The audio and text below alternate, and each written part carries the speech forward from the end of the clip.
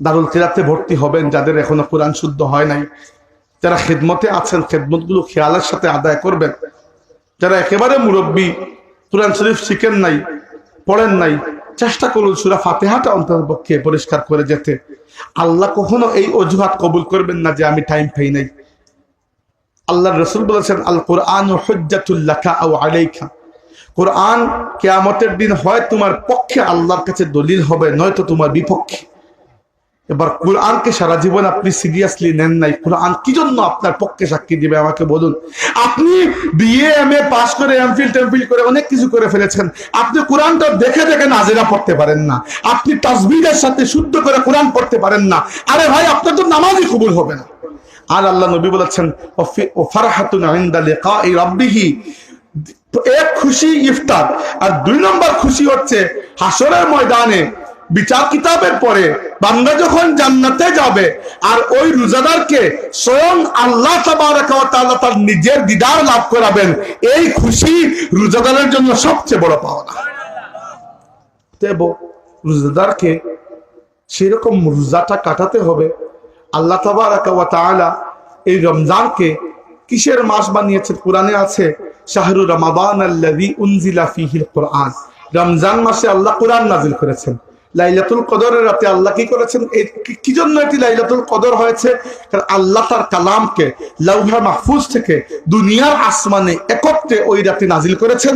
আর পরবর্তীতে 23 বছরে ফেরেশতা জিবরাইলের মাধ্যমে ওখান থেকে দুনিয়ার আসমান থেকে আমার নবী সাল্লাল্লাহু আলাইহি ওয়াসাল্লামের কাছে যখন যতটুকু প্রয়োজন ততটুকু আল্লাহ নাজিল করেছেন। কিন্তু আল্লাহর কাছ থেকে বান্দার কাছে কোরআন একবারে নাজিল হয়েছিল কদরের রাতে। এই যে কোরআন আল্লাহ দিয়েছেন, এই কোরআনের জন্য আল্লাহ বলেছেন, ফামান শাহিদা মিনকুমুশ শাহরা ফালিয়াসুমহু, যে ব্যক্তি এই মাস পেল সেজন্য পুরো মাস রোজা রাখে। কি জন্য?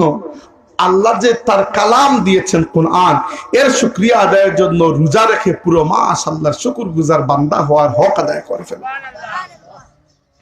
রমজান কোরআনের মাস। দারুল কিরাতে ভর্তি হবেন যাদের এখনো কোরআন শুদ্ধ হয় নাই, যারা খেদমতে আছেন খেদমতগুলো খেয়ালের সাথে আদায় করবেন, যারা একেবারে মুরব্বী কোরআন শরীফ শিখেন নাই, পড়েন নাই, চেষ্টা করুন সূরা ফাতিহাটা অন্ততপক্ষে পরিষ্কার করে যেতে। আল্লাহ কখনো এই অজুহাত কবুল করবেন না যে আমি টাইম পাই নাই। আল্লাহর রাসূল বলেছেন, আল কুরআনু হুজ্জাতুল লাকা আও আলাইকা, কোরআন কিয়ামতের দিন হয় তোমার পক্ষে আল্লাহর কাছে দলিল হবে, নয়তো তোমার বিপক্ষে।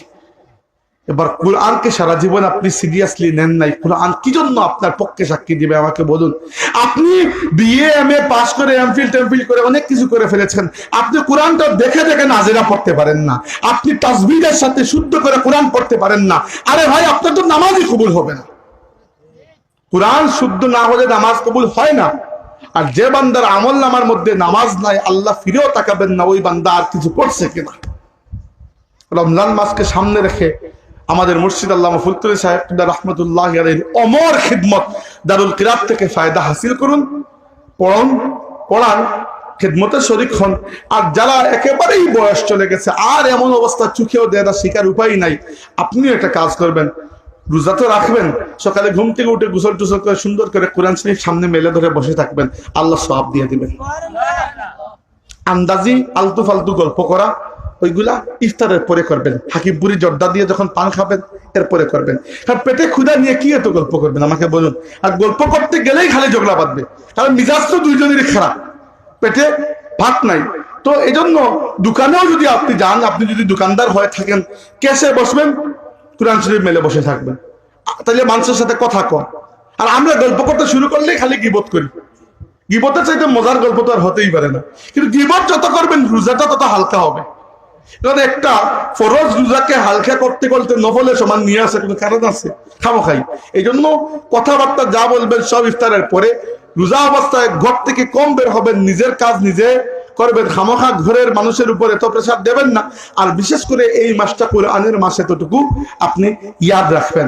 রমজান মাসে আমরা অনেকেই দারুল কিরাতের খেদমতে থাকি, অনেকেই তারাবির খেদমতে থাকি, কিন্তু এই খেদমতগুলা যেটাই হোক না কেন কোরআনকে ঘিরে। এছাড়া রমাদান মাসে একটা রুটিন করে ফেলবেন যে এই একটা মাসকে কেন্দ্র করে আমি আমার জীবনের নামাজকে ঠিক করে ফেলবো। আমি এরকম মানুষকেও চিনি যারা এক রমজানকে ফোকাস করে বাকি তামাম জিন্দগির নামাজকে ঠিক করে ফেলেছে। রমজান মাসে রুটিন করে নামাজ পড়েছে, অভ্যাস হয়ে গেছে, পড়ে আর অভ্যাস যায় নাই। তো এই জন্য তাদের এখনো নামাজ ঠিক হয় নাই, রমজান মাসে কেন্দ্র করে এটা করে ফেলবেন। যে মাওলানা মুহাম্মদ ওয়া আলা আলিহি ওয়া আসহাবিহি ওয়া সাল্লাম, আল্লাহুম্মা আমিন। আলহামদুলিল্লাহি রাব্বিল আলামিন ওয়াসসালাতু ওয়াসসালামু আলা সাইয়্যিদিল মুরসালিন ওয়া আলা আলিহি ওয়া আসহাবিহি আজমাইন। রব্বানা তাকাব্বাল মিন্না ইন্নাকা আনতাস সামিউল আলিম ওয়া তুব আলাইনা ইন্নাকা আনতাত তাওয়াবুর রহিম। আল্লাহ, আমরা এই মাহফিলের শুরু থেকে শেষ পর্যন্ত তুমি কবুল ফরমাও। আল্লাহ, এর ওসিলায় এই এলাকার তামাম মুর্দিগানকে মাফ করে দাও। তোমার যে বান্দা এই মাহফিলে শরীক হয়েছেন আল্লাহ, খাস করে তোমার বান্দার পেন্ডাল সারা জীবন দেওয়ার নিয়ত করছেন, অতীতেও দিয়া হয়েছেন, তোমার বান্দা হলোর এই দান খয়রাতে তুমি কবুল করো মৌলা। আল্লাহ, আমরা বেমারি হলে শিফা দান করো, অভাবী হলোর অভাব দূর করে দাও।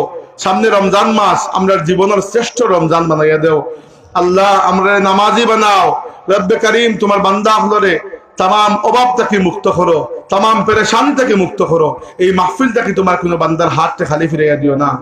আল্লাহ, আমরা প্রবাসী হল লাগে দোয়া করি, এরারে হেফাজতে রাখো, হালাল রিজিকের মাঝে বরকত দাও। আল্লাহ, হাসরের ময়দানে তোমার হাবিবের শাফাআত আমরা নসিব করিও মওলা। যতদিন দুনিয়ায় থাকো তুমি তোমার রহমত দি ডাকিয়ে রাখিও আল্লাহ। আল্লাহ, বহুত মানুষের মৃত মানুষের লাগে দোয়া চাওয়া হয়েছে। আল্লাহুম্মা রহম মাউতানা ওয়া মাউতাল মুসলিমিন, আল্লাহুম্মা জাযিহিম বিল হাসানাতি ইহসানা ওয়া বিস সাইয়্যাতি আফওয়ান ওয়া গুফরানা। আল্লাহ, আমরা মৃত হলোর উপরে সওয়াব পৌঁছায় দাও। আল্লাহ, খাস করে আমরা যারা মা বাবা জীবিত আছো, নেক হায়াত দান করো। যারা কবরবাসী গেছেন, তারা কবরের মাঝে তুমি জান্নাতের নূর সৃষ্টি করে দাও। ওয়া সাল্লাল্লাহু আলা নবিয়িনা মুহাম্মদ ওয়া আলা আলিহি ওয়া আসহাবিহি আজমাইন।